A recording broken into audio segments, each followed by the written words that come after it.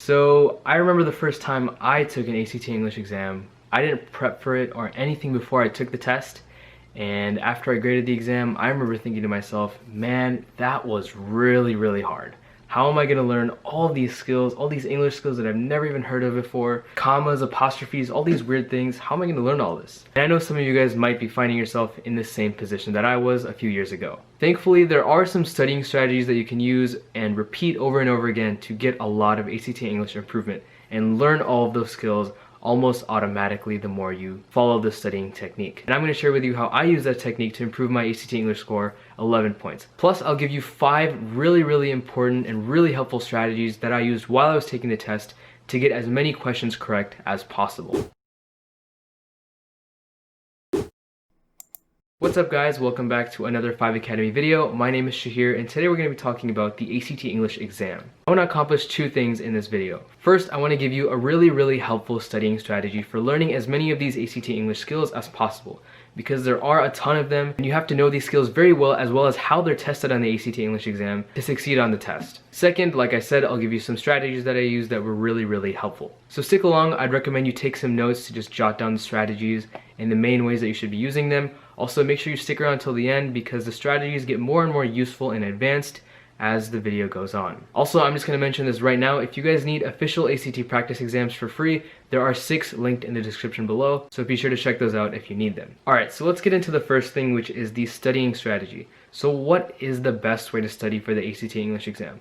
Well, it starts with practice, and I just mentioned those practice exams that are in the description below. The question is, how exactly should you be using those practice exams? Well, what you should not be doing, and this is what I started doing when I first got my hands on some practice exams, is just run through them as fast as possible. Just take practice exam after practice exam after practice exam in the hopes of just improving through practice. And doing this approach, it does help you improve a bit, but you're not doing any analysis and finding what your weaknesses are and what exactly you need to improve on. The improvement that you're getting from doing that is just through getting more familiar with the test, not through actual development of skills. So how do you develop those skills? When you take a practice exam, you should go back, look at each individual question, especially the ones you got wrong, and see why you got it wrong. This why question is very important because you're gonna see what the skill is and how that skill works when you analyze that question and see what's going on. This analysis gives you a really good idea of not just the skills that are tested on the ACT English exam, but the question types that show up. Those 2 things, skills and question types, recur from exam to exam. You're going to see very similar, if not the same question types and skills from one English exam to the other. So if you go over your English exams and look at them in depth and analyze them, especially your mistakes, you're going to be helping yourself when you're trying to perform better on the next practice exam you take or the next ACT exam you take. So this analysis is extremely important to finding what you need to work on and just getting a better idea of how the exam works. If you add this little element, and you don't even have to learn those skills outside of just practicing and looking at your incorrect answers. Just look at your exams, analyze them, and see what you can do better. See how you can learn the skills just by looking at the correct answers. Alright, so that's enough on the studying technique. Now let's get into some strategies that I find really helpful. And there's 5 strategies. Again, they get more advanced as the video goes on. Alright, so the first strategy is all about omitting or deleting certain answer options. In certain questions, you might have noticed when you take a practice exam, you'll see certain questions will have the option to delete a certain part of the passage or a certain part of the sentence. More often than not, the delete answer option is actually correct if they give it to you. One of the skills that the ACT English tests you on is your ability to find parts of the passage that you need to just take out because maybe it's not related, maybe it's overcomplicating the passage, maybe it's just irrelevant. So finding those things and taking them out is more often than not going to be the correct answer. So do not be afraid to choose the delete or omit answer option. And if you don't believe me, just look at any of your past ACT English practice exams, look at all the questions that have the delete or omit answer option, and see how many of them have the delete answer option as the correct answer. And you'll see that most of the time, delete is correct. So when it comes to omitting answer options, there are 5 questions in this passage where delete is an answer option. And out of those 5 questions, 3 of them have delete as the correct answer. Now there are 2 where delete is not correct, so you do have to notice that in certain cases delete will not be correct. You're going to have to actually choose one of the answer options. In this case, that would be B or C. But again, like I said, out of the 5 questions where delete was given as an answer option, 3 of them were correct. So do not be afraid to choose delete as the correct answer.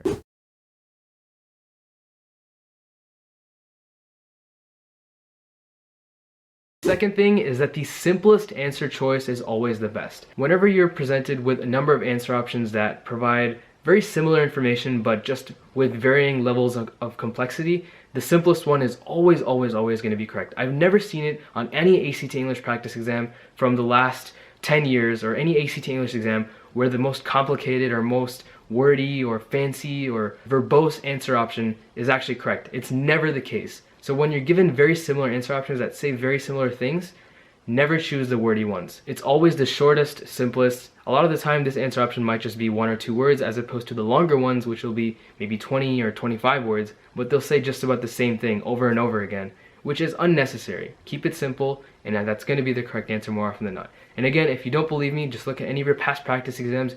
You'll see that the simplest one is always correct for these kinds of questions. Alright, so for the keep it simple strategy, there are a ton of questions that you'll see where all the answer options are going to be saying just about the same thing, but one of them will be the simplest and get the point across in the simplest way. In this passage that I'm looking at right here, there were 3 questions out of the 15 for this passage that were doing just that, and I'm going to go through those 3 right now. The first one is number 7. These 3 or 4 answer options, again, they say the same thing. I'm not going to go through them, but D is the correct one because it gets that point across in the most simple way possible. It's better to just say several libraries and museums devoted to instead of saying a number of additional cultural institutions supporting intellectual endeavors. Like, all that is just not necessary. You don't need all those words. Just stick to the simplest one that gets the point across. So what you should be doing for these kinds of questions is just checking the meaning and moving on. For number 10, we have the exact same type of thing. The 4 answer options are saying just about the same thing, but J is the correct answer because, again, it is the simplest and it gets the same meaning across. For number 12, we have, again, the same thing. I mean, you could just look at answer option J and get the whole idea of what I'm saying. It says thankful note expressing special thanks. Just by itself, you don't need the phrase expressing special thanks because that's what a thankful note is for.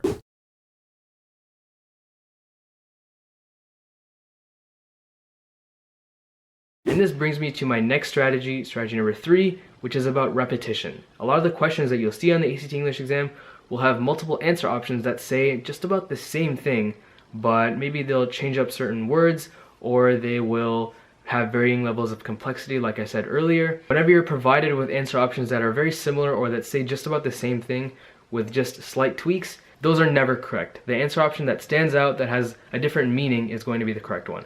Now, this applies only to questions where the main differentiating factor is content of those sentences, not the grammar or punctuation, but more so the content and the meaning behind them. If the meaning is the same for a number of answer options, then those aren't going to be correct. There's going to be something unique about the correct answer. Again, you'll see an example of that right after this. So again, when you see repetition, when you see answer options that are basically repeating one another that mean the same thing, avoid them. Find the answer option that has something unique about it, something unique in its meaning that provides a different sort of value to the passage or to the sentence. So now when it comes to repetition, 10 is an amazing example, and you're going to get a ton of questions just like this.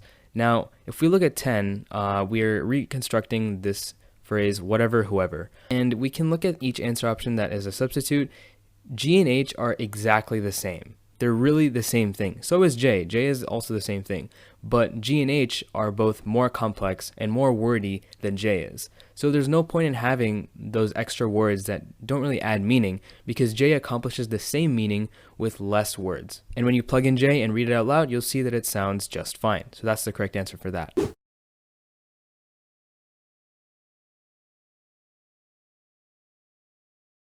Strategy number 4 is about commas. The less commas that an answer option has, the better. Usually an answer will almost never have more than 1 or 2 commas in a sentence. If you're given 3 or 4 commas, it's almost never going to be correct, unless you're being asked about a sentence that is a list or something like that. But the less commas you have in a sentence or in a passage, the better. A lot of questions will trick you into using more commas than you need because a lot of students think that more commas means more formality and that can actually help the passage. But more commas, it just sounds very clunky, it looks very clunky, and it does not help the meaning of the passage at all. So avoid using too many commas. Questions usually will not have more than 2 commas as the correct answer. Usually 1 or 2 in a sentence. Number 4 is a great example of a commas question. All 4 answer options have the exact same words and the same sentence, but just varying numbers and locations of commas. For these kinds of questions, the commas essentially give pauses in the sentence to just have the best flow. Usually commas are used at the beginning or end of clauses, which is the main purpose of commas. Anywhere else, they're not really necessary, and that's where our incorrect answer options are incorrect. J is a great example of an incorrect answer option because there's a comma between sculpted and seen. That's a comma between adjective and a noun, so that is not correct. We should have a comma after the word cinema because that's at the end of the first dependent clause. So that means answer options H and J are also out. G is also out because it has a comma between sculpted and seen. So that means our correct answer is F, to not change this. 26 is another great example of this kind of question. You have the same words for each answer option, but just varying numbers of commas. Here's a hint. If there is a commas question, you're going to need a comma somewhere. There's never going to be a case where you don't need a comma. So answer option J is just automatically out. We need some sort of pause after this first dependent clause, which is but at a length of 22 feet. So we need something there. Can't use H because a semicolon is used for an independent clause or an independent sentence, which the first clause is not. So it comes down to, do we need a comma after length, which we do not. Just try plugging that in and seeing what it sounds like. It'll be something along the lines of, but at a length of 22 feet, Pollock's masterpiece. And then it goes on. So that doesn't really sound right. We don't really need a pause after the word length. There's no clause that's ending there or beginning, so there's no point in having a comma there. So F is also correct for this one.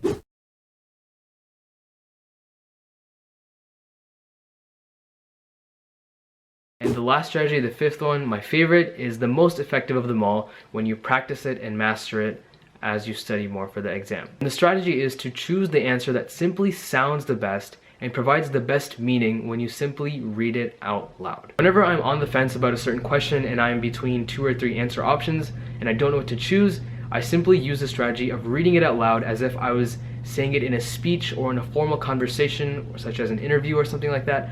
Some sort of formal context, read it out loud as if I was saying it in that context, and see what simply sounds best, what provides the best meaning, and what sounds most natural. Doing this will help you get a better idea of where you need commas, where you need pauses, how you might want to structure the sentence, because again, when you say the sentence out loud as opposed to just looking at it on paper, that gives you a whole nother perspective on how it'll sound and what the meaning will be when you're actually reading it out loud. And I'm not even kidding, this strategy has helped me get these kinds of questions correct where I'm on the fence like 9 times out of 10. So it really works. You just have to practice and master this technique of reading it out loud and finding what simply sounds best. And the more you practice this, the better understanding you'll get of the question types and skills that you'll see in the ACT English exam, and you'll develop a kind of wisdom about what kind of answers you need to choose for these kinds of questions where you're really not sure. But that simply comes with practice and experience. Right here we have question 5, which is a great example of a question where you should just read it out loud and see what simply sounds best when you read it. So let's just go through and do that for each answer option.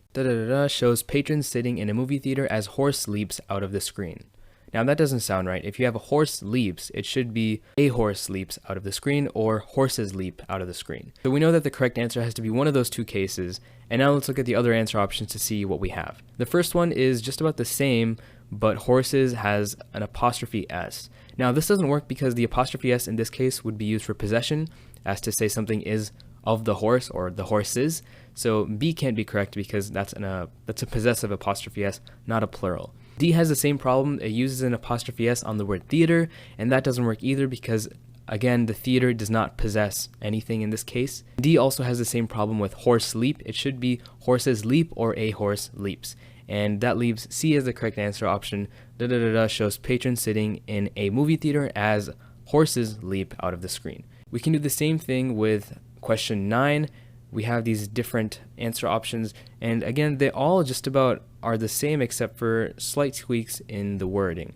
So let's go through and read the first one. The creator of these sculptures are not known because Okay, so it uses the word are to refer to creator. Are is plural, so it should be either the creators of these sculptures are not known, or it should be the creator of these sculptures is not known. So right off the bat, you can see that we've come up with 2 substitutes, potential substitutes. We can look at our answer options to see if any of those options match. For B, we have the creator of this sculptures are not known. That doesn't make sense because this is not the correct word to substitute for these. If the word sculptures is plural, then we should use these, not this. For C, we have the creator of these sculptures is not known. That's one of the substitutes that we came up with before we looked at the answer options. So C could be potentially correct. Let's just check D as well. D says the creators of this sculptures is not known. Again, that's not correct either. If you have sculptures, which is plural, you have to have a plural is which would be are. Is not plural, is singular. So D is not correct either. C is the correct answer. So again, you can see the reading out loud strategy works really well with these kinds of questions where all you're doing is plugging in and playing. And a lot of questions are doing that. So test it out, use this strategy, and the more you do it, the better you'll get at it.